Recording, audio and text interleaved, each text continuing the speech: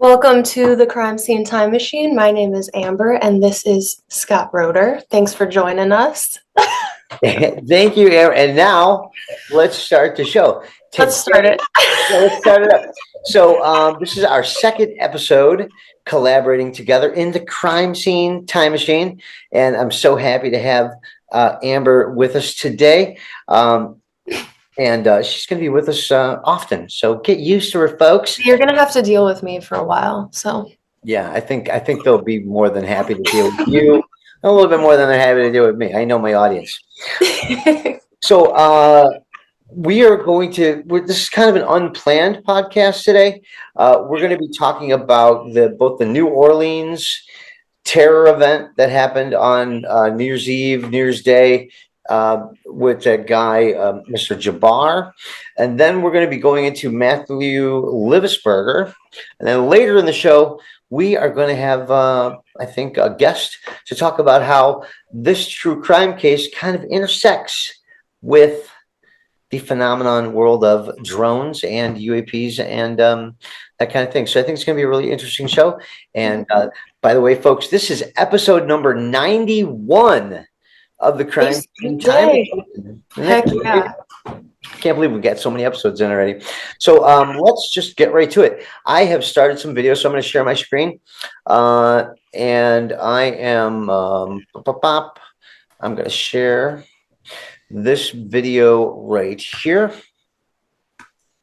But I put together a little compilation and we can go through it and talk about it as we go. So the first case is kind of a breakdown of the New Orleans terror event. Matter of fact, I talked to a friend of mine, Dr. Timothy McCaffrey, last night, and he was in New Orleans on New Year's Eve. Oh my God. Like this happened. So he actually called me last night to talk about it. And I said, actually, I'm doing a show about it. So he's going to be tuning in. So hi, Dr. Tim. My boy. Right, so here we go. Let's start with this video. Audio down. So what we have here is this is the Jabbar guy, who the day before on New Year's Eve, the night of, has on like meta glasses and is walking and recording the area in which he is going to do his terror event. So this is the area that he drove down. He found an electric bike. I don't know if he owns that or if he rented it. But that's so creepy. He's casing it. Yeah, he's staking out what he wants to do. So here's now some security camera footage. We can see his truck coming through. That woman just I know that's the one video that I keep seeing, and that woman with like the long orangish hair, like, I mean, she looked like, are you joking? Oh like, my God. Her heel was like a foot away from the side of that dude's truck. A half a second earlier, she's dead. Yeah, absolutely. And now this part I really want to see. So this is the New Orleans attacker. Now let's listen to the girl. It's been clearly destroyed, the door at least, from the FBI raid yesterday. But if can you hear that? Through the home, some signs of what he was up to. Okay, so first off, let's just pause it for a quick second. Okay, so this is the day after. Okay, January 2nd. The FBI had busted the door down. And they let this girl in, this news reporter, into an active FBI crime scene where there's bomb-making materials and all kinds of stuff. And I always get suspicious on two things. One, when the FBI doesn't share anything, and then when they share too much. And this, I feel like, is an overshare. I have never heard of a video walkthrough of a terror event the day after it happened. They haven't even processed all the information yet. Let's take a look at this, and I'll let you comment. How long would you say, Scott? Displayed around and different electronics. This is. Okay, let's see what we got here. So here we've got. Looks like this is just like red dye. We've got some credit cards. We've got some stuff here. Looks like a key fob. I don't know what these are. We've got like a USB cable with some other stuff here. All right, let's keep going. Again, a work setup, left receipts, just very unkempt in here. It's very unkempt. It's very relevant. If we go over here, actually.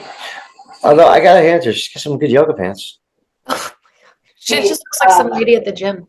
Department of Justice documents here, the search warrant and the property that they recorded here. Okay, let's take a look at the property. So they recorded white filter paper with powder. I have a question. Yeah. So, did like the news people set these papers up, or are those just the papers that the FBI supposedly like left just open, perfectly set, like a real estate agent would leave like property papers out? And the fact that it says like sealed on it, and then it's just left in a house where the door is broken down. Right. Like, I saw that and I was like, that's kind of weird that they would just like leave.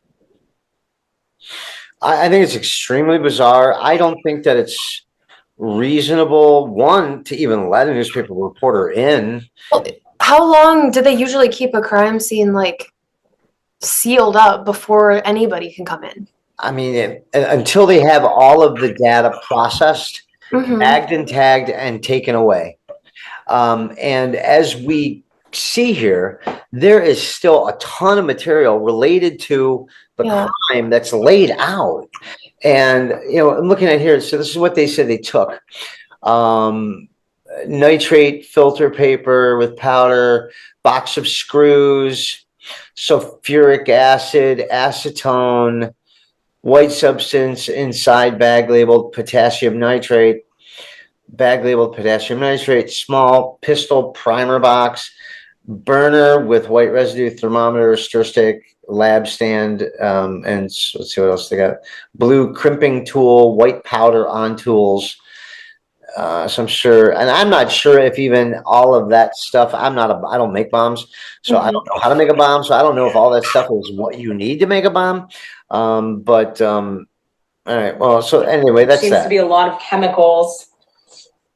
Again, just left in disarray. There's a bedroom back here, and his baking soda collection of religious. Let's back up for a quick second. This, to me, this looks so staged. Let's go from the beginning again. Right here. This is the beginning of the video. Yeah. Less than 24 hours after the attack. That is not enough time to process that scene. Inside the New Orleans terrorist home, you can see that it's been. Now, this is in New Orleans. I'm not sure if this is New Orleans or if this is Houston. This might be the rental. I think this is in Houston. Of what he was up to. He had this work area here, lots of different chemicals splayed around, and different electronics. This is, again, a work setup. So all that stuff should have been confiscated. Very unkempt in here. Very If unkempt. you go over here, actually, you can see the Department of Justice documents here, the search warrant. And why is there a bottle opener, like a can opener right there? Seems to be a lot of chemicals. For no reason. I feel like it's so staged. Left in disarray. There's a bedroom back here, and his, what appears to be his collection of religious materials, his Qurans, an open Quran with a passage there, as well as. So I think this is why they wanted Yoga Pants Girl.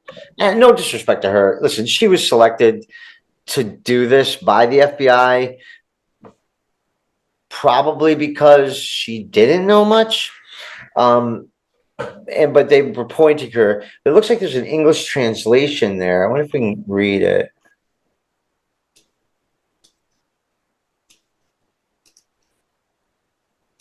Passage there, as well as.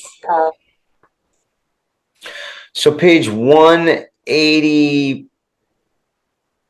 Can you read that? It's at 184, 168 of the Quran. And I'm going to talk to some of my Muslim brothers and sisters By the way, Malaikum Shalom, Mushallah to all my brothers and sisters out there in the Muslim community. To see if this page has any relevance to, fighting infidels or whatever. I'm not sure. But I think this is why. Even the Bible here. Oh, here we go. That's actually, okay, that's in Arabic there too. Page 204. So any of my Muslim brothers and sisters out there, if you could tell me about page 204 of the Quran and why that passage is relevant, I'm accepting email, scottroder@gmail.com, or in the show notes, if you want to explain to us and translate this. Yeah, if you can read that for sure. I think that would be extremely important. Let's continue on here. But mostly books on Islam. There's a Bible. Prayer rug just to the left of me here. Okay, and she points out a spare rug. A prayer rug. Oh, a prayer rug. Yeah. The laundry hamper underneath the dartboard. And if we go Looks back, like a little kid dartboard too. you can see he left all these belongings, contact lenses, personal belongings, bathroom. This seems to be some sort of workspace, again, with other chemicals here. The light's still on, some kind of station. So we have a scale there. We've got a vise. What is this here? I can't really read it, but it looks like this is the top of whatever that is. Just basic, not really a whole lot there. A light here. Some kind of a sandpaper thing. Set up here. We're not really sure what that was for. And, what we can assume. Now, this is the bedroom. And these crates, these plastic tubs, is, I believe, what the FBI says he was using to put the bombs inside of those crates. And although there was no bombs that went off, I find it bizarre that the crates are still there. Because if I'm the FBI and this is truly a terrorist event, I'm going to want to be dusting all of the stuff for prints, because what if he had helpers? Yeah. And residue in there, like that's just evidence sitting out. What do you notice about our yoga pants girl? I don't want to be disrespectful to her. She's obviously a news reporter, but this young lady, she's not even wearing gloves. She's walking through this crime scene less than 24 hours after a terror event. Yeah. How many people, do you have the latest numbers on how many people died? 15 and 35 hospitalized. Do we know how many people died from being hit with a car versus being shot with a gun? Because my understanding is that he was shooting people and running people over, and I'm not sure if he crashed and then got out and started shooting, or if he was shooting while he was driving. I think it was after he was out of the truck. He kind of had a standoff. Okay. I think. I could be way off. But I'm not sure how many were, gunshot victims and how many actually got run over by this guy. Yeah. I mean, to me, see, I'm not wearing a conspiracy hat here today on this particular case, because clearly that video that we showed earlier of him preparing, walking down the area with the meta glasses, recording where he wanted to go. Clearly, this guy did this. Yeah. Now, whether he had helpers or not, I don't know. Right. He was put up to it or not, I don't know that. But I find it bizarre that they're letting this woman go through. Let's let her finish. There's also a bedroom. You can see clothes left here. And it's almost like she's showing an apartment. Like, this should be a great area for arts and crafts, bomb making. The New Year's holiday, saying he was done with his lease. It was up, and he was on his way to New Orleans, where he would live there. Didn't take any furniture because he said this is in Houston. Furnished. That's all we know so far. Okay, and before we get into the Tesla case and Matthew Livelsberger, I think it's important to say that this guy, Jabbar, was born and raised in Houston, Texas. He was a Christian up until about a year ago. He converted to Islam, apparently self-radicalized, whatever. I don't know what motivated him to, to do this exactly. But I know there was some information that his ex-wife, he was married 3 times, that his ex-wife who had he had children, wasn't letting the children see him because of his new radicalization. So, obviously this is, I don't know, I guess I would call this a lone wolf terror event until some evidence comes out that, that he was under instructions like a sleeper cell with Al Qaeda. I know there was an Al Qaeda flag or an ISIS flag. Was it an Al Qaeda flag or an It was ISIS? ISIS, yeah, the black ISIS flag they saw. Yeah. So I think the only thing that I find bizarre, and then he was at an Airbnb in New Orleans and he set that place on fire before Wait, what? to do this. Yeah. So he was in Houston, and then he went from Houston to New Orleans, which is about a 3-hour drive. I've made that drive before. Mhm. And he rents a house in New Orleans, and then he does the meta glasses thing, the walkthrough, and then he lights the house on fire prior to doing this dastardly event. And I just want to take a moment and listen, I know, guys, we do this for entertainment and educational purposes, but I truly want to say my regrets to everybody in New Orleans who lost a family member, a loved one, a husband, wife, a daughter, brother, sister, uncle, whatever. I mean, it's horrible, and I'm very sorry for everybody's loss, and I'm not trying to make light of it in any way, shape, or form. I think that's important to say. Absolutely. Yeah. So I think we've got Jim Quirk in the waiting room. Are you ready to meet Jim Quirk? Sure, yeah. All right, Amber, I'm going to let you meet Mr. Jimmy Quirk. Here we go. We're going to admit him in. It's a sweet last name, by the way. Yeah, Quirk is a great last name. Mhm. See, where's he at?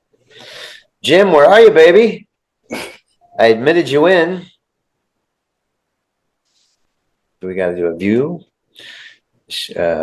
multi-speaker, gallery. Let's try the gallery again. Jim, hey. Hey, hello. Hello, how you doing? Nice to Good meet work. you. This is Amber Meek. Jim, the Bulldog Quirk. Nice to meet you, Amber. Nice to meet you too. So, Jim, you are joining us in an episode in progress. We just went through, this is a true crime episode today, but there is, I think, a weave through on this true crime episode and how I think your expertise and observations as a news journalist and the shows that you and I have done with regard to the drones and the orbs and UFOs and how it might relate and how really this is an example of integrity, of reporting, and how not to jump the gun, because we've seen some people, and we're going to go through some videos here. So before we get into this video, I've got some videos queued up on Matthew Livelsberger. Amber, let me ask you first, other than what the videos I've sent you, what is your impression before we get into this, up until this point, about Matthew Livelsberger and the Tesla fire incident in front of Trump Tower in Las Vegas? Did you know much about this, or just what did you hear from the news? Just honestly, just what you sent me. Okay. I kind of kept myself away from it so I could take this, the things you were presenting as like kind of the first thing I saw. Okay. And then Jim, you actually did a show. I think, I don't know if you did a whole show, but you covered this issue a little bit already on your show, ET Reality. Is that right? Yes. Okay. And you had some observations. Do you want to make any observations before we get into the video, or do you want to save it? Well, I could just say right now, I mean, from my position, I just think, there needs to be more investigation. I don't think we have enough information at this time to say one way or the other. I think a lot of times when these incidents happen, you'll see a lot of people in the UFO community, they jump right to belief. And I can't see, I mean, even with the Vegas case, we did not jump right to belief. I mean, there was a lot, I mean, that took almost a year before we were able to, prove that that was real. And the same thing with this. I mean, how could you, if the guy killed himself or if he killed somebody else, I mean, that's possible. And if that's the case, then obviously he's not in his right mind. And how could you trust anything that he says in that email? So that's where I'm at with it. But I think, definitely more investigation is warranted for sure. Yeah, well, before we get into it, let's get into a little bit of background about who Matthew Livelsberger is or was. He was an active member of the United States Army as a Green Beret. Been in the Army as a Green Beret for 19 years. I think he was in his mid to late 30s at the time of this incident.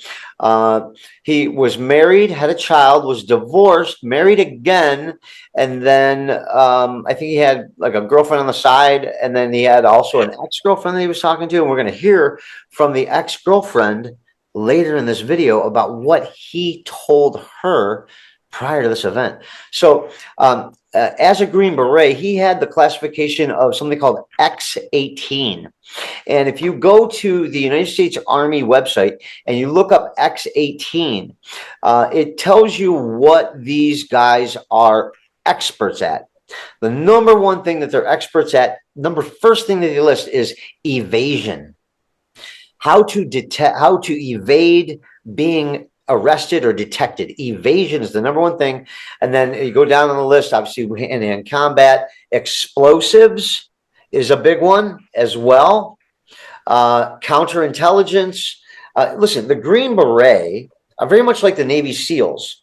You could use a small team of these guys, get behind enemy lines, and they'll train a guerrilla group for anti-government thing, or they'll go in and try to assassinate a military target, something like that. These are real badass people, right? And matter of fact, 10 years ago, Matthew Livelsberger and his friend were on a show on the History Channel called America's Greatest Warrior. And him and his partner won first place on that show. From all kinds of, physical abilities to obstacle courses to shooting targets and assessing dangerous situations. They won by a landslide. So this guy is a legitimate Rambo type guy. And so with that being said, let's get into some of the footage. Jim, can you see the footage up on the screen? I see a TikTok screen. Okay. Here I can see it. Yep. Switching the video down a little bit here of the audio. So now this is apparently Matthew Livelsberger, but the video footage that they're putting out, you never get to see his face. It's always cropped down. You see his head there a little bit. He's got some kind of a light there. I suppose you can see his side profile view. Looks like he's cleaning out the Tesla, doing something. He's grabbed something there. Looks like. But Scott, from your eye, is that him though? I mean, based on what you see, you can't tell. It's not enough information. Not yet. I mean, we do have. If you back up a little bit, we can show like right here. Right here. I mean, that's a pretty good profile view. We can see his eyebrow. We can see the shape of his nose. We can see the shape of his ear. We can see here he might have some kind of facial hair. And when you look at a picture of him, a regular picture of him, where you see his full face, does it match up to this at all? I mean, I haven't gotten into that, but we're going to see his full face here in a news report soon, so we can actually compare and contrast that. But we do know that, okay, so there's almost his full body, but it's funny that only his head is missing in this footage, so it's not 100% conclusive to me just yet. So now here's interesting. I'm going to put the audio on this. No, there might not be audio, but so check this out. So this is some of the contents from the inside of the audio. Man who rented Cybertruck that exploded outside Trump's Vegas hotel was active duty military. Now this is some of the contents from inside of the Tesla, burned beyond recognition, right? And matter of fact, they even said and we're going to hear from the Clark County sheriff, who's going to say that his body was burned beyond recognition as well. So I'm going to actually play some of the audio here, where I play that again. There might be some relevant audio, so let's play it for a second. And then I'm going to go back and share it again. And here we go. QuickTime Player. And let's share it again. See if it works. And we'll go back here. And let's pick it back up right here. Okay. Yeah, I don't know why it does this, but it does it. Yeah, it's interesting that it's doing that. Okay, so we're going to actually, and bear with us, folks, everybody here at Crime Scene Time Machine Nation. We love you and we appreciate you. But we are going to actually, I'm going to go ahead and take this video and I'm going to shut it down for a second and just turn it off. And I'll open it back up. Maybe that'll help. Let's open it back up. Okay. And put that baby back over there. And let's go back to the screen share. This is how we do it, baby. It's all live. We're not curating your experience here. We are just learning together as we go. Okay, here we go. Let's see if this plays. Okay, now it's playing again. Okay, good. So let's go back. We already talked about the New Orleans case. So now we're getting into Matt Livelsberger.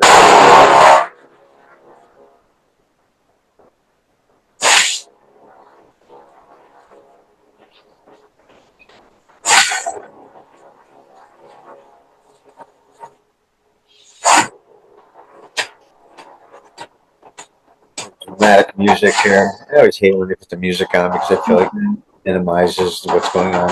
So, I mean, so clearly when you're doing this and when you're driving a Tesla, you got to charge up. What's that? Oh, that's the Tesla charging gun that goes in. So he's unpacking it and putting it back in the Tesla so we can get out of there. Our subject Okay. is 37-year-old Matthew Livelsberger. He's of Colorado Springs, born since 1987. Now, as you'll see here on a picture of his driver's license, let's see, the question really still remains for me, and I know that there's a lot of you folks in the media that are identifying this person as the person in our vehicle. As I mentioned to you already, his body is burned. Still not confirmation 100% that is the individual that was in the vehicle. And so as I'm calling it now, the subject or person of interest, I will not come back until I have the confirmation through DNA or medical records that this is indeed, in fact, the subject inside of the vehicle. After completing this identification of this individual, we also discovered through the coroner's office that the individual had sustained a gunshot wound to the head. Now, she's the ex-girlfriend. okay, before we get to the ex-girlfriend, one thing that I want to point out as a shooting scene reconstruction expert, and I've worked on maybe 100 self-inflicted gunshot wound cases over my career. And the number one question I have is where in his head is the gunshot wound? Is it in his left temple? Is it in his right temple? Is it in the back of his head? Is it in his mouth? Is it in his forehead? And you have to also take into account that this is a 50 caliber Desert Eagle handgun, which is the biggest handgun made. Okay, it's almost a ceremonial gun. You don't really use them. Nobody uses them in battle. They're so big and they have such a massive kick. I fired one time at a shooting scene in Simi Valley, California, as part of a reconstruction. Just because somebody had it, and I was like, I want to shoot one. And I'm an experienced shooter, and I was double hand shooting on this thing, and it kicked and almost came back and hit me in the face. This thing is like a bazooka. And if you're going to use that caliber of a weapon, there's not going to be much of your head left to really do much with. And the other interesting point I want to say is, isn't it interesting that outside of the Tesla, they found a perfectly intact passport? We saw the video there earlier of the contents of what's inside the Tesla, right? This stuff. Yeah. Somehow the passport was outside of the Tesla and was perfectly legible. What do they make passports out of? Because I remember 9/11, after the towers came down, some FBI agent was walking around downtown New York City, and they found the passport of Muhammad Atta, one of the suicide bombers of the airplane, just laying there on the street, and they're like, "Oh, well, he must have done it. Here's his passport." You know, it just reminds me of that. I find it a little fishy. I'm not calling conspiracy theory yet. However, I find that weird that they were just able to find his Tesla. Well, I mean, yeah, I hear what you're saying, but is it possible though that he did that himself to lend to the mystery of this whole thing? I mean, have people guessing, deliberately dropped the passport outside to lend to the mystery of it to help bolster his claims in his email? If it was in fact him that did this in whether he was him in the truck or whether he killed somebody else, but could just lend to the mystery. It could have been done on purpose. Is that possible? I mean, sure, it's possible. Yeah. Wouldn't it have set on fire though? Well, if he dropped it outside of the Tesla prior to killing himself and the car exploding, then yeah, maybe it would have been okay. Yeah, I don't know. I think Jim, I gotta give you points there. I think that's an interesting observation. Well, say it was somebody else, and he wanted to make sure that people thought it was him, so he deliberately drops the passport outside of the thing, puts somebody else in there, blows them up, and then makes it look like it was him. Could have been that too. That's like an old. You see that in old mystery movies and mystery stories, like Agatha Christie. You know, that's what they do. You know, like smashing the clock to make it look like it happened at 1 o'clock when it happened at 1:30, or you know what I mean? Yeah. No, good point. Yeah, I mean, I think your initial observation is right. We just don't know. Mm-hmm. Yeah. Okay. So there's more information here. Really interesting information. Let's get back to it. So here's that picture of Matthew Livelsberger here. Now let's go back to that Tesla image. See, look at his ear. The eyebrows match up. Mm-hmm. Looks like he's got a full beard here. I mean, it's really hard to say, really. It's hard to say. I mean, it could be him. See, the problem, if you saw a full shot of him in the video, because when you look at the picture, it looks like he has, you know, there's some fat there under his chin a little bit, but you can't really tell that in that video. You can't see that part of his body. No. It's hidden, and a lot of his head is missing from most of that footage of him, whoever it was doing that. So now here, let's listen to the ex-girlfriend of, and I feel like this is interesting information. Let's check it out. Alicia Arlett says she hadn't heard from Matthew Livelsberger in 2 years when his text came out of the blue on December 28th. I feel like Batman, he told her, showing off his fancy rental car. His mood was kind of playful. He sent me videos of his Cybertruck, and he sent me videos of him just dancing in the car. He was just checking up on me.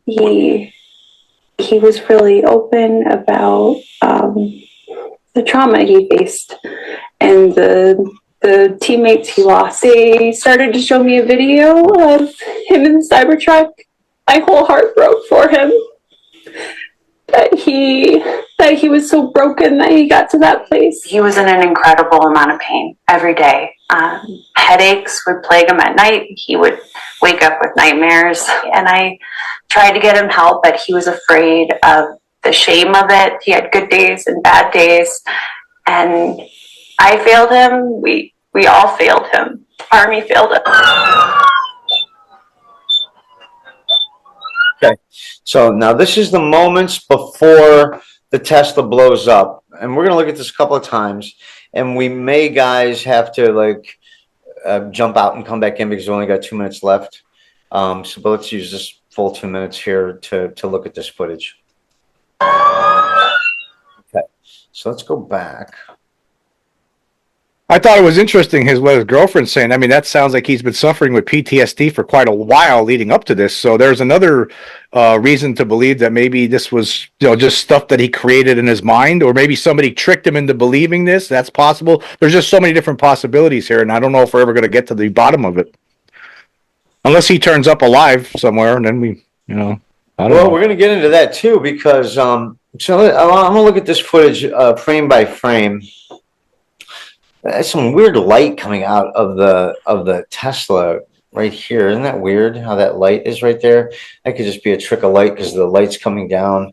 And then we've got a guy standing right here. Isn't it amazing nobody else was hit?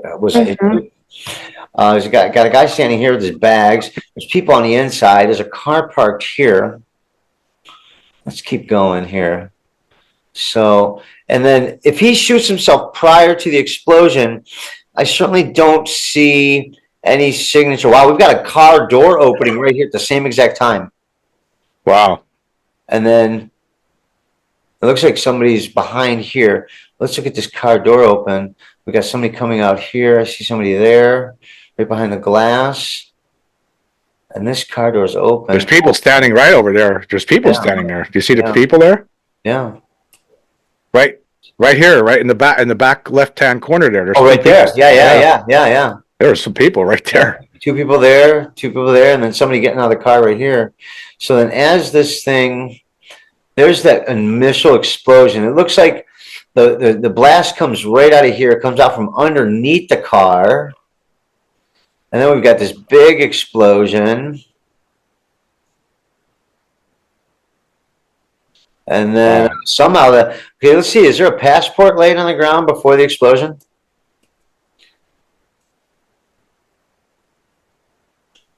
Right. I don't know. There's a white thing right there. Yeah, that white thing. Yeah, a passport's usually blue. Right here and share. We're talking before. We were breaking out this video here of the Tesla explosion. Right where we left off. I don't see, and I'm not saying that it's not there, but I don't see the passport laying on the ground anywhere. Could be on the other side. Could be on the other side. On the other side. That's true. Okay, so we got in front of it. Okay, so now here's the interesting thing. So as an X-18 Green Beret, you are trained in explosives. The explosives that were here in this case was those little green propane tanks, the little tiny green ones that you might have at your campfire for like a miniature grill, and then also camp fuel, like lighter fluid fuel for like a torch, and fireworks. Because when I first saw this, I'm like, it didn't look real to me. Because I saw like fireworks out of it. So there were fireworks. Let's play it live. Let's play it real time for a second.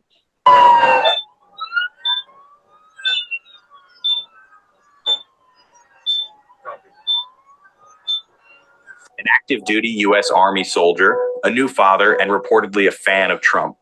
Here's what we know about the suspect in the Las Vegas Cybertruck explosion. Investigators have identified U.S. Army. Interesting here. Now here is the scene afterward. Okay, and they're doing a pretty good job here at the crime scene. This is what you would expect. You're laying out the tarps. You're collecting data. Everybody's, I don't know why they're in full hazmat suits. That seems like a little bit too much, but I've only been in a full hazmat suit one time on a crime scene, and that was in Phoenix, Arizona.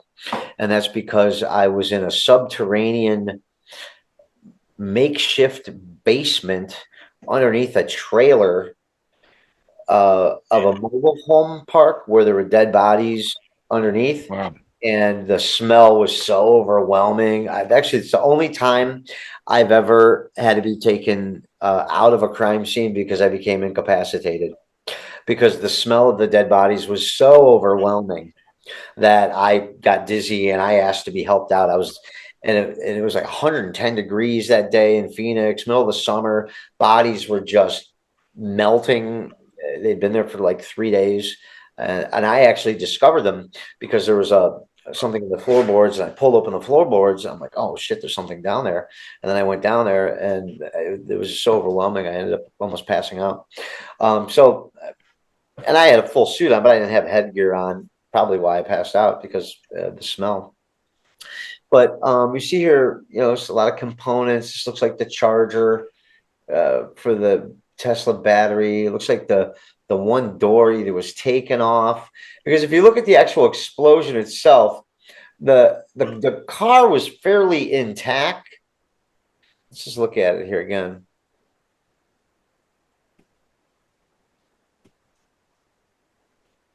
We're just going frame by frame. So there's a little bubble there, but I don't see any muzzle flash through the window. And even in a tinted window, guys, the muzzle flash from a 50 caliber Desert Eagle is massive. Massive. You would see it even if those windows were 100% blacked out.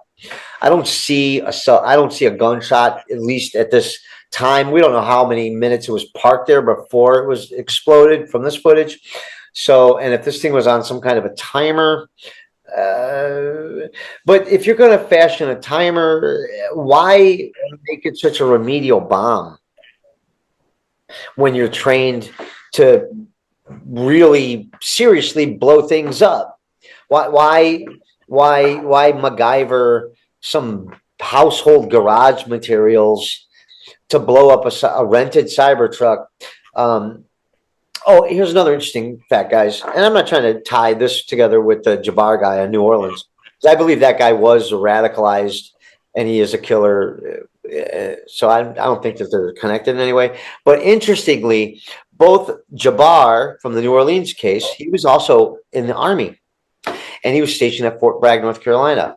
Mr. Livelsberger was in the Army, Green Beret, stationed at Fort Bragg, North Carolina. They both rented Turo vehicles for their things. And then also they both served in Afghanistan in 2009. But any red flags, guys? What do you think, Amber?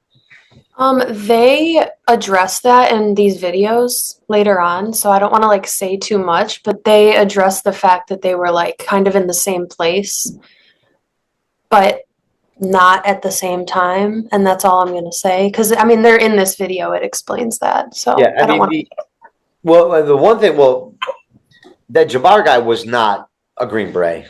That guy was in human resources for the Army.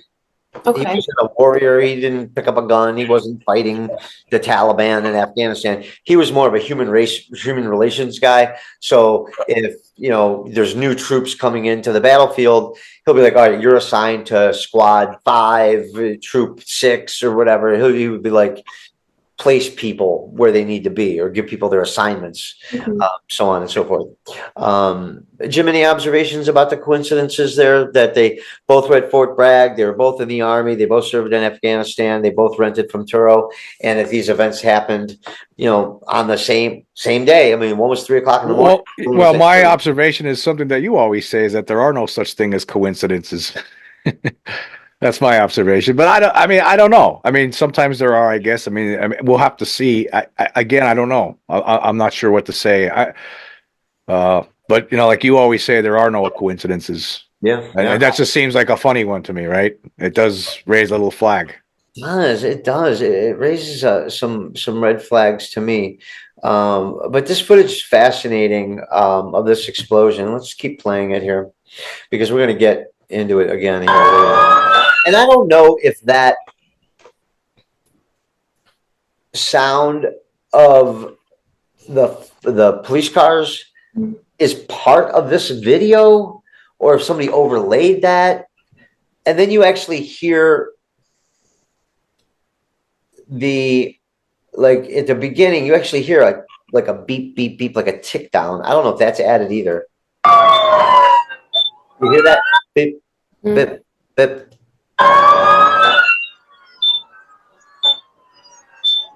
Yeah, because you don't hear the explosion, but you hear all the other stuff. So Right, is that an yeah, added so- thing? I don't know. I think you're right. I think that's probably added, the fire truck and then the beep, beep, beep. Because if you're sitting there on the side with that guy and the other, and you hear a Cybertruck going beep, beep, beep, standing next to that thing. One thing I do want to add really quick. They did say that the reason he made a bomb out of like kind of harmless things was that he wasn't trying to hurt anyone else in the event. He was just trying to explode the car. So like, you know, the fireworks, it would obviously cause a fire, but it wouldn't explode the building next to him Right. and potentially kill other people. Right, because if he wanted to, he Mhm. brought down half of Trump Tower. Oh yeah, I mean the glass isn't even exploded in that photo right there. Oh, right. Isn't that interesting? And this is now Trump Tower in Las Vegas. I've never been to this particular location, but it's kind of off the strip. Mhm. There's no casino in here. It's just a hotel. But it's definitely a high-end hotel, but not like a tourist attraction kind of thing. Like there's no casino, there's no concerts here or anything like that. But here, apparently, at the top is his burned government ID. You can see it's burned right beneath his face, but his face isn't burned. I don't know. It's really convenient. Well, I mean, that little white thing we were looking at on the ground, I mean, that would jibe with this, wouldn't it? I mean, and it looked like it would have got burned where it was. I mean, you saw the fire coming out, so that is possible that thing we were talking about before might have been that. He might have just threw it on the ground in the hopes that, again, this is just a possibility that with the hope that they would find it and they would okay, this is this guy here. Yeah. Mhm. Now I'm looking down here at the bottom. Obviously, this thing's still on fire. This is before the first responders get there and put the fire out or whatever. I don't see any body sitting there in the driver's seat, but that doesn't mean anything just yet. Well, I think there's more footage. This Army soldier, Let's take a a new look. father, and reportedly a fan of Trump. Here's what we know about the suspect in the Las Vegas Cybertruck explosion. Investigators have identified U.S. Army Master Sergeant Matthew Livelsberger, 37, a special operations soldier on leave from his base in Germany, as the individual who rented the Cybertruck that exploded outside the Trump International Hotel, Las Vegas on New Year's Day. Following an examination of the remains found inside the vehicle, the Clark County coroner confirmed that Livelsberger was the driver. They stated that he died from a gunshot wound to the mouth in what was ruled as a suicide. To the mouth. The individual had sustained a gunshot wound to the head prior to the detonation of the vehicle. Livelsberger joined the U.S. Now it's interesting shooting yourself through the mouth. Now, if you a 50 caliber, I actually worked on a case that was ruled a suicide. That actually I proved that it was a murder, and it was a former professional X Games skateboarder who was shot through the mouth, but it was a small caliber weapon. And the thing that people don't see, when you shoot yourself through the mouth, you could live, okay? Because unless it's directly up and into your brain, that will kill you right away. But if you shoot straight back, like straight backwards, if you don't hit your spinal cord, you could live. I mean, I've seen videos where people have shot themselves in the side of the head. The bullet goes through and they live, like to survive. So the key to killing yourself with a weapon to the head is you want to involve the back of the brain and particularly the medulla oblongata and the temporal lobe, and through the mouth. Unless it was severely up, that would have blown the top of his head out.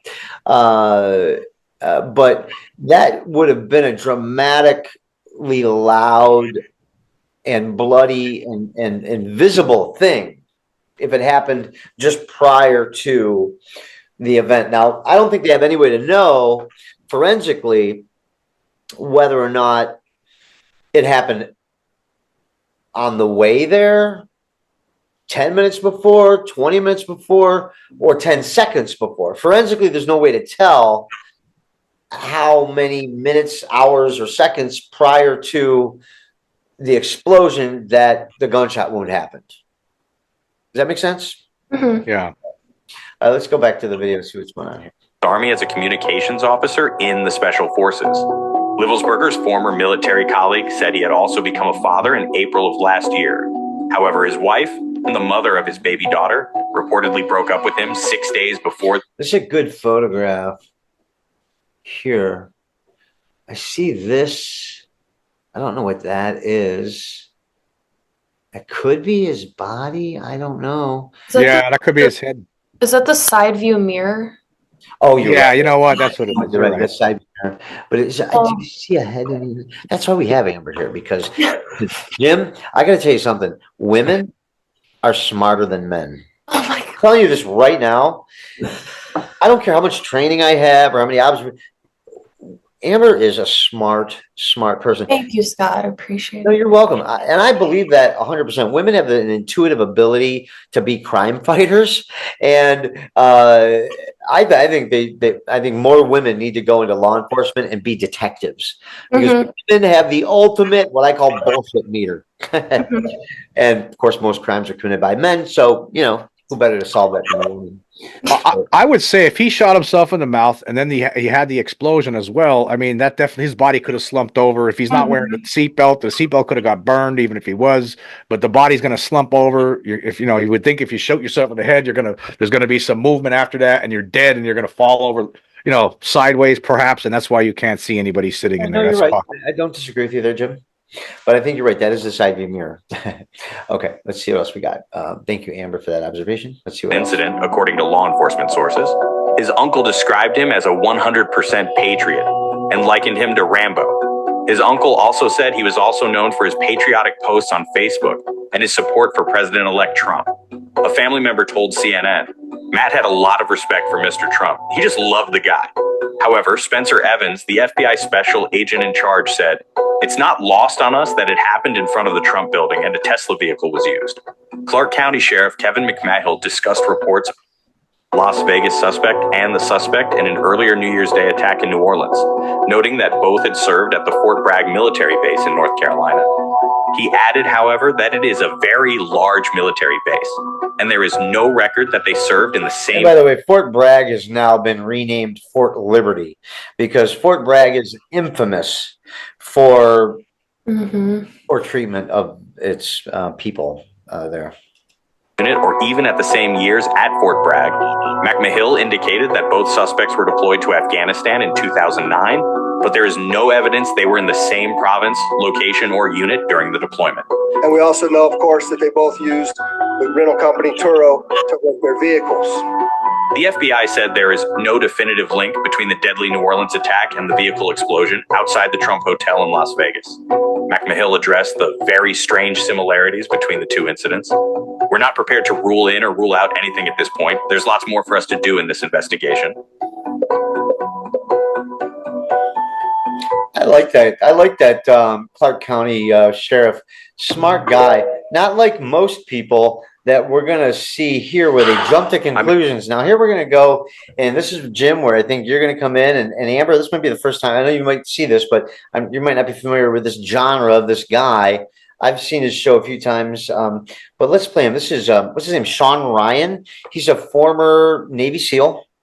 I don't know if he claims to be part of SEAL Team 6 or whatever that killed bin Laden or whatever, but I know he's a Navy SEAL, retired, who now has a podcast, very popular. I actually poked fun of him the other day on Twitter where I said I was going to go into hiding for a couple of days until the heat on the Vegas case went down, because he went into hiding after this interview with this guy he's talking about here. And this is what I call jumping the gun. Now let's take a listen. It's very obvious why he did this, I think. He wanted to bring attention to the incident in 2019 that got covered up. Do you have any? Right out the gate, he's like, it's very obvious why he did this. There's an incident in 2019 that he's trying to cover up.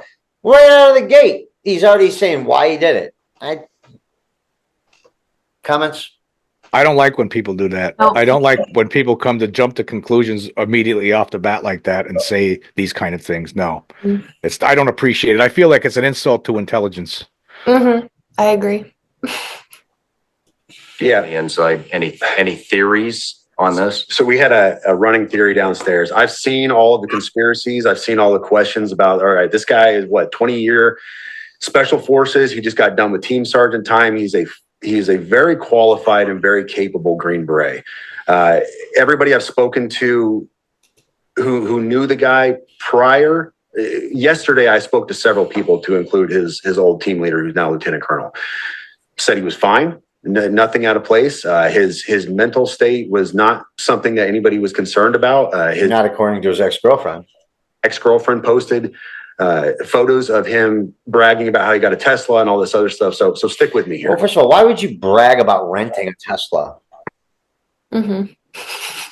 You didn't buy the Tesla. You Even rent if it. you did, this is not something to brag about, Yeah. in my opinion. Just add that. Well, I just want to say too. I mean, I think that it's funny that I mean, we were talking about coincidences. It could be a coincidence, right? It really. I mean, here's the thing. I mean, the guy, the mother of his daughter breaks up with him 6 days before, and now this. So I mean, and you hear his girlfriend from 2 years ago saying he suffered with nightmares, PTSD, obviously. So obviously this guy had problems, and then just less than a week before this happens, he's going through a breakup, a separation. So this is the kind of stuff where things like this happen sometimes. And maybe he wanted to make a bigger deal out of it or make it look like something else was going on. Who knows what was going? I mean, it could be a situation where somebody was just losing it, and that's why this has happened. It's possible. But let's get into Mr. Shoemake and Mr. Ryan and the conclusions they jump to in their show. Very capable guy, but he loads the Tesla up. A Tesla, which Elon Musk brags about being bulletproof, right? So this is one of his selling points. It's bulletproof. We even saw Joe Rogan shoot an arrow at it and wasn't able to puncture this thing. So he loads up a Tesla knowing that it's going to, not explode like he wants it to with fireworks and a bunch of other junk when he can make a car bomb that's going to level this place. Here's what I think. So the PAO, the Army PAO, is saying that the body inside the cab did not match the DNA of his child. All right. We also know that there was no. Who said that? They said he was shot by a desert eagle. Hold on. I think. So the PAO, the Army PAO, is saying that the body inside the cab did not match the DNA of his child. All right. Maybe it wasn't his child. There you go. Mm-hmm. We also know that there was no. They said he was shot by a. Don't do this to me. There we go. We know that there was no signature when it rolled up. So nobody shot themselves when it rolled up to it. You would have seen a large signature. Mr. Guns and Gear, he's on X. He goes into this a lot in depth. He's a firearms expert and he talks about this. No signature. So this is what happens. You get a Tesla because you know it can drive itself up to the hotel, the Trump Tower. You put a body in it, roll it up. It's already burned up. Or it's already shot, excuse me. You don't want to kill anybody because that's not the message you're trying to send. You're not unless you already, but you already killed somebody. But you kill it. You're like, who's the dead body that you put in there to self-drive up? I mean, you killed somebody. Maybe he dug it up. Oh, yeah. Maybe he robbed one from the morgue. Maybe the morgue better check in and make sure there's no missing bodies. Wow. Okay, that's an interesting point. I hadn't thought of that. Wow. Not trying to level the tower or kill a bunch of people. So you load it up with fireworks and a bunch of junk to send a message. And we know that his signal number or his signal safety number changed. That can't be done unless you're inside that signal account. And a lot of people conjecture was the FBI inside his signal account, whatever else. But what if he accidentally changed his safety number, goofed up there? He rolled a body up in a Tesla specifically because a Tesla can drive itself up to the tower and did what he did to send a message to expose his stuff. And he's still alive out there somewhere. Well, the other answers a lot of questions. The other thing is maybe the FBI wasn't in his phone. Maybe, I mean, this guy's obviously very competent. I mean, he's got a TSSCI clearance or the polygraph. It's been associated with USASOC. Obviously, he was on this operation in 2019. By the way, the general in charge of that was General Miller. You'll see that in the email that we post on X later after this interview comes out. Maybe he changed his number on purpose and switched phones because he obviously was tipped off or conducted his own counter surveillance and caught Homeland or FBI tracking him. And so I think there's a very good possibility that that Matthew Livelsberger might be still alive. It checks several weeks ago, I don't know if you saw that video. It was a New Jersey sheriff or chief of police. I can't remember which, but he flew their own drone up to try to figure out what was going on. So we had all these drone issues that were being cited off in New Jersey and everything. And what he commented on video was how fast these things were. He said, we have a pretty robust drone, and they flew it up there to try to catch these drones that were there. And they just, bam, they were gone. He said there was no catching them, never seen anything like it. They have no idea what that could have been. And so you have this capability that is, I guess, in line with what we hear about anti-gravity being. Okay. So that's the footage that I have. That I wanted to share with everybody. We're going to stop the share here and we're going to talk about it, guys.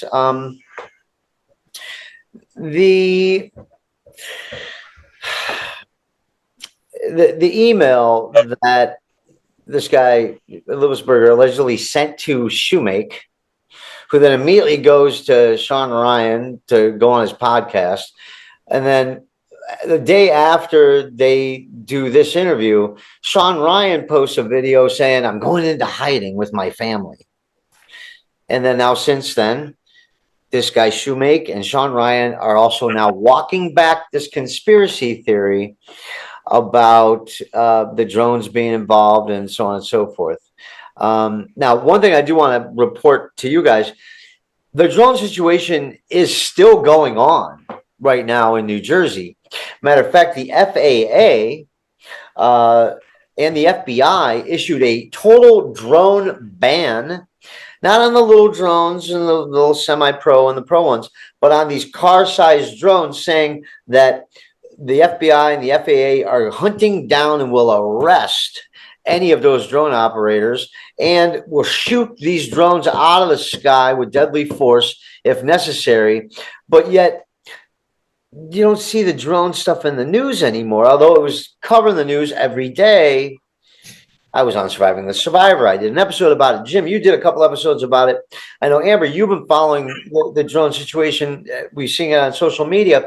I'm seeing more drone and orb stuff now than ever before, but it's gone from the media. And then nobody's even talking about this Livelsberger case anymore. And when I look up Sean Ryan on X, all I see is an interview with a former CIA lady who's trying to plant the seed that ISIS is here, Al Qaeda is here, and they've got sleeper cells, and they are ready and poised to attack. How conveniently, right before January 20th, when the new president gets sworn in. Do you find that this is being curated by this alternative media to, like we see in the UFO situation, they're always pushing the threat narrative, like Christopher Mellon and Llewellyn. We gotta listen, these aliens are gonna come eat our brains, and we gotta really be on the toe and all this stuff. Everybody's pushing the threat narrative. They're not just playing the facts as they lay out. Is this connected in some way, do you think, with a larger narrative to instill fear generally and uncomfortability, generally speaking, in the American people? Amber, you first. I do, with a lot of things, especially, and I mean, it seems like the Jabbar case, they're kind of really honing in on the whole like Islam thing, and people are afraid of that for some reason. I mean, obviously he was a radical Muslim, but I agree that he was self-radicalized. For sure. That makes sense to me. But I think it definitely suits their narrative to have people just start off afraid. Like even in the last clip you showed, when they're just starting it off with, here's what happened. We're going to tell you what happened. You're not going to draw your own conclusions, and you're just going to listen to what we have to say, which I feel like they do all the time. That's all they do. Well, I mean, the threat narrative is, I mean, if you look at what I call the legacy media or mainstream media, they only show fear-based news. That's all they show. And they only show it from a particular side. They don't show both sides, this and that. So I think fear is something that a I'll use this term, the secret control group, likes people in the United States, especially, they want us to be scared. Guess what? I'm not scared. I'm not scared of Islamic terrorists. I'm not scared of the government. I'm not scared of the FBI or the CIA or anybody coming to get me because, we have the right to be happy. We have the right to pursue happiness and be peaceful, regardless of what's going on around us. And I, one, will not submit to fear. Jim, what say you? Well, I think that all of this stuff, I don't think we're being told the truth when it comes to the drone situation, like on the East Coast over the last couple of months. Of course, we're not. I don't think there's something going on with that I don't think we're being told about. And here's what could be going. I mean, all of this stuff to me seems like a shiny object. I was talking to you about this earlier today on the phone. To me, it's like a shiny object where this is getting the attention off the bigger story here, the fact that we're not alone. And I don't know, like this Livelsberger thing, this could have just it could simply just be a guy who just came to the end. He just lost his marbles in the end, and this is what the result is. I mean, you see, it does make sense if that is the case. I mean, there's evidence to that points in that direction. Of course, there's other people want to say that it could be that he was trying to point something out. I don't think that I don't believe in this idea that China is sending over drones, because then that's like, we're talking about World War III here. That's what that would be. You're working your way toward that, and I don't believe a lot of people actually don't believe that the Chinese or anyone for that matter would have the guts to go up to the United States to have and do something like this in the first place. But that's the narrative that Livelsberger was trying to state before he passed away. And I don't know if I agree with that, because I just don't believe that. I have trouble with that one because it doesn't make any sense to me. And actually, not only that, I mean, the federal government, I know they don't tell us the truth all the time, but they're telling us that it's not from there, it's not from Russia, and it's not from Iran. They actually saying these things. So maybe they are being truthful in one way when they're telling us that, but I don't think they're being totally truthful. I think there could be something to. I think there are our own drones. That's what I think. I think that they're sending them up for some reason. I don't know what that reason is. It could have something to do with the orbs that people are seeing. Maybe it's some sort of a deterrent, perhaps. I don't know. But I think more stuff needs to be investigated with the Livelsberger case. At this point, I'm not sold on what he said. I don't know what's, I mean, could they, with regard to who was in the vehicle, whether it was him or somebody else, what about dental records? Are they looking into that? There has to be dental records, right? I mean, so I would imagine he's almost 40 years old. I mean, there has to be those kind of records available to make an identification, right? I mean, isn't that something in your field, Scott?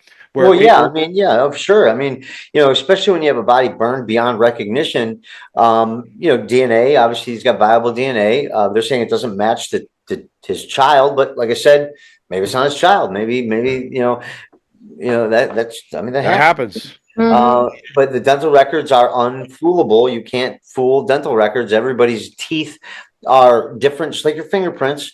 Everybody's got different configurations of how many teeth they have and how they're angled and all that stuff. Everybody's got a dental imprint from their local dentist.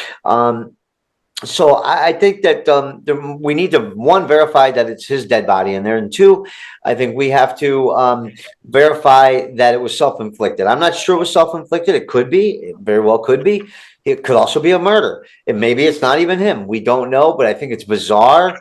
And anytime you have what I call, this case to me reeks of esoteric symbolism, right? We've got this new president coming in. And listen, a lot of people hate him. A lot of people like him. I am indifferent because I don't believe any of these leaders should have the power to lead us. I feel like we do. Matter of fact, I had this theory, and I'll propose it to you guys. I think in any presidential election, you've got your Democratic, you got your Republican, you got your Independent, your whatever other parties, but then you have one category, and we call that next category none of the above. And if you don't beat none of the above, you got to run again. And if nobody beats none of the above, guess what? We don't have anybody in that office. What do you guys think about that idea? Yeah. Why not? Because against Kamala and Donnie, I think none of the above gets 45, 50%. Yeah. I don't know. Yeah. Amber, what I do you mean, I don't know. I mean, it is what it is. I mean, we got to live with it. I mean, there's elections and people vote, and there was an election again, and we have that. I mean, I don't know if that has anything, what's going on with what we're talking about here has anything to do with that at all. I mean, one thing you got to watch out for is politicians on both sides of the aisle. They use things a lot to their advantage, and they might take something and try to run with it as and try to say that it's something else when it's really, no, it's not. It's something totally different than what they're saying. So you got to watch out for that. I mean, the threat narrative is something that seems to be throughout Congress right now when it comes to UFOs. That's something that everyone seems to be on board with, that it is a potential threat, and they could be right. I mean, potentially. I mean, like we were talking about earlier today, Scott, there are two sides to this. I mean, I believe, though, like we were talking about, is that I think there's good and I think there's bad. And that's probably the way it is, just like on Earth with us.